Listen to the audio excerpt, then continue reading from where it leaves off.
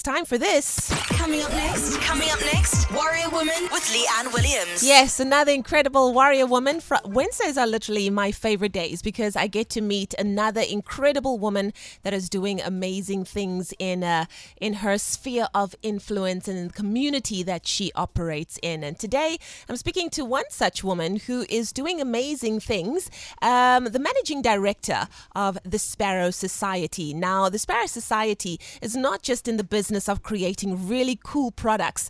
They are in the business of creating options, real options for a better future, a safer future, and a more empowered future for all of us. That's why I would like to welcome to Good Up FM, Kate Brimsenekal. Welcome to Good Up FM, Kate. So good to see you again. Hi, Leanne. Thanks so much for having me. And hello to all the listeners. Hello to everyone. I had the immense pleasure of being with you. I think I was you a month ago, maybe. Was Yes. it just over a month ago? It was just over a month ago. Yeah. Where you were doing incredible things, and I'm so excited for our listeners to get to meet you and hear more about what you are doing. Before we jump straight into that, I think it's really, really important for us to talk about gender-based violence, which is a real a reality for many women in South Africa. Providing an economic opportunity for these women is restoring the power back into their hands to protect themselves, their families, and reach for a better future. And that is what the Sparrow Society is doing. Tell us a little bit more about yourself, Sparrow Society, and how it all began. Yes. Okay. So I started Sparrow Society 10 years ago. It started very small as a response to a research project I was doing through University of South Africa. And so we were looking at poverty in the Western Cape, just kind of in general and what's being done. And so I looked at skills development organizations who were working predominantly with women. The main project was always sewing because women want to learn how to sew, but then I want to learn how to sew too. It's yes. a great skill. It is. But unfortunately, the manufacturing industry in South Africa has been on a really sharp decline in the last couple of decades. So there was no work for them. So thought at that point, okay, how can I use my network and my skills to try to bridge that gap between the skill that they now have and a product that is marketable to be able to create work. And so we started there. And then slowly, as I started working with more and more women, I saw these other issues that came in as well. It's not just about needing a job. It's about all these other psychosocial issues and so much of the abuse that comes in and trying to create boundaries and all of these things. So being able to kind of, as needs arose within the group of women that I worked with, we slowly kind of morphed into new programs and things to help support that. And now we've shifted to doing a lot more into that side of the work. That is amazing. So there are a lot of programs that you have developed. Before we talk about some of those programs, maybe we should talk about what this has meant to the women that you have brought on board with this campaign. I remember when I was with you and we were talking about the Art of Empowerment campaign, and to hear from the women whose lives was directly changed by being offered an opportunity to take the power back, because there is a real loss of power when you are in an abusive situation where you can't walk away. You can't leave that situation behind for fear that you cannot provide for yourself or your children. And you're giving these women the power back. Yeah. So I think you really hit it there. So it's not easy to just leave. And I think a lot of people say, well, why doesn't she just leave? If it's that bad, why doesn't she just leave? Yeah. It's not easy. It's not an easy thing at all. There's often a lot of psychological control involved. So she's having to deal with all kinds of other things. There's power dynamics. There's the financial aspect. There's a lot of financial control. Often the man will be the sole breadwinner. Maybe he's the one working, or maybe he controls her bank account. Maybe she's not allowed to have a bank account and all of her money goes into his bank account. And then what does she do? Wow. That's actually true for a lot of our women when they first come onto the program, and we tell them you need to get your own bank account because we've seen it too many times where they get paid and the husband just spends all the money. Wow. So it's the financial, it's often children. She has children at home. And if maybe she can get out, but maybe she can't safely get her kids out. And if she does, is he going to come after them? And then does she risk leaving her children with her abusive partner while she goes off somewhere else? I don't know many mothers who would make that choice. Yeah. So a lot of women choose to stay. And I think all of us can understand that. If we understand all of these issues, or at least try to, or at least attempt to, I think you can very easily start to see why it's so hard for women wanted to leave. So our programs try to address all of those things. Yeah. We start with the economic part. We partner with a lot of other organizations to do some of the other, but we also do psychosocial support.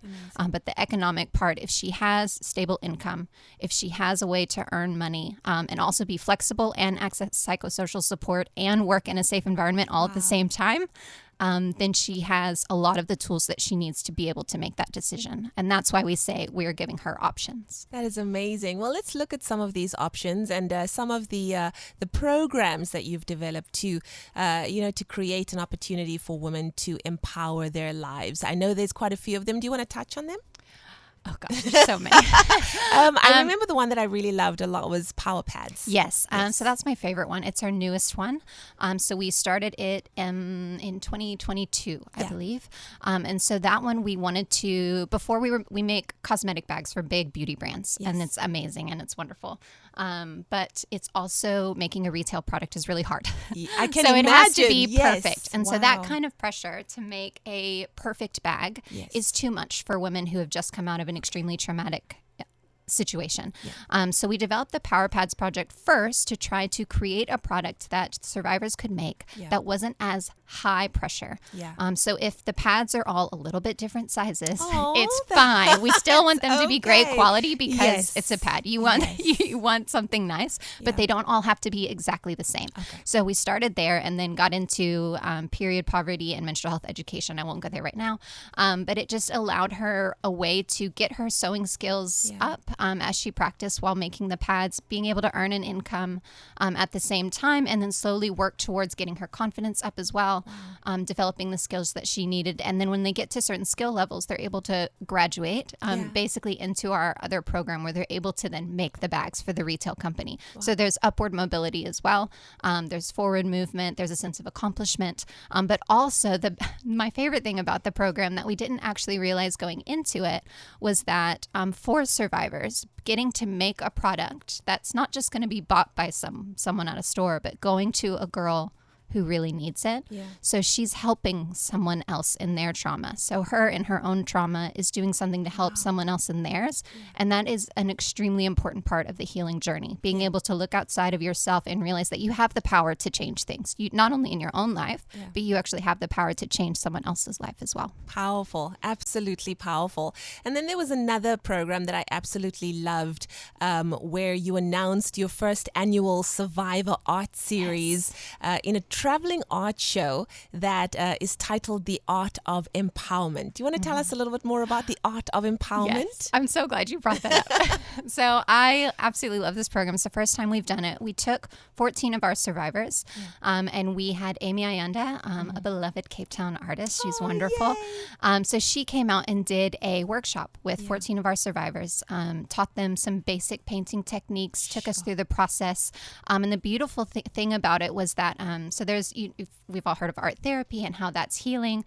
But the way that she paints and her style and what she taught us was like, there was this one point when we're all painting, and for survivors, we need to control things. It's just, it's part of the thing. We need to feel like we're in control.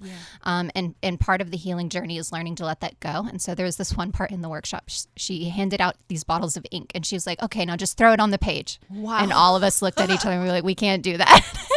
That is not a controlled thing. And that was a huge moment for a lot of us, being able to just let it go. And from there on, you could see everyone kind of softened, and it's just something as simple as throwing ink on a page. But so all of the artworks, there's 14 of them. It's in a silent auction now. It ends December 10th, which is the last day of the 16 days of activism against gender-based violence. That's amazing. You can bid on them online. And the funds from that go to the survivor and to our program to help survivor support. That is incredible. I absolutely love that. A very inspiring collection curated with pieces by survivors of gender-based violence and human trafficking, I think is so wonderful. And of course, the proceeds going back to them as well, which is, I think, incredible. Kate, what is your hope for the Sparrow Society? You said it started 10 years ago.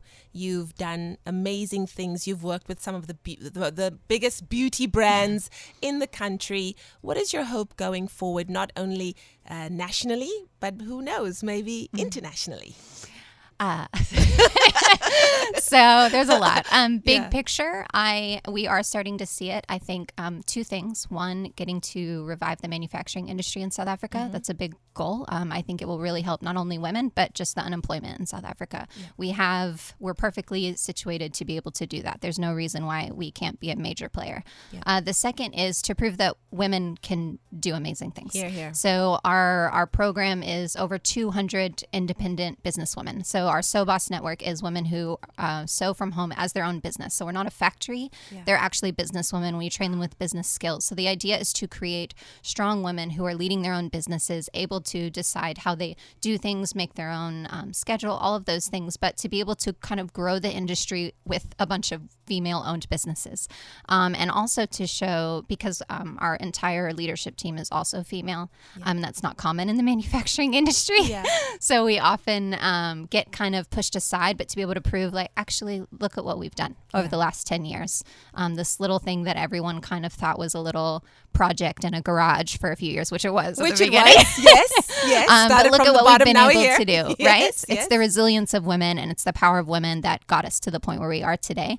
And I hope that as we grow into the future, that we've become a leading manufacturer in South Africa, but we are well on our way to doing that globally as well. And being able to show not just women, but South African women, how powerful South African women are, and that we can kind of lead the charge in a lot of things. Powerful stuff. Kate, if anybody wants to find out more about the Sparrow Society and the work that you are doing in these communities, where can they find out more information? They can go to our website, www.sparrowsociety.co.za. And so all of our program information is there, as well as the art that you can bid on. Beautiful stuff. Managing Director of the Sparrow Society and our esteemed Waarior woman for today, Kate Brimsenekal. Thank you so much for joining us. You are incredible, and thank you for the life-changing work that you are doing with these amazing women and the communities that they are serving as well. You are awesome. Thanks so much for having me, Leigh. Ciao.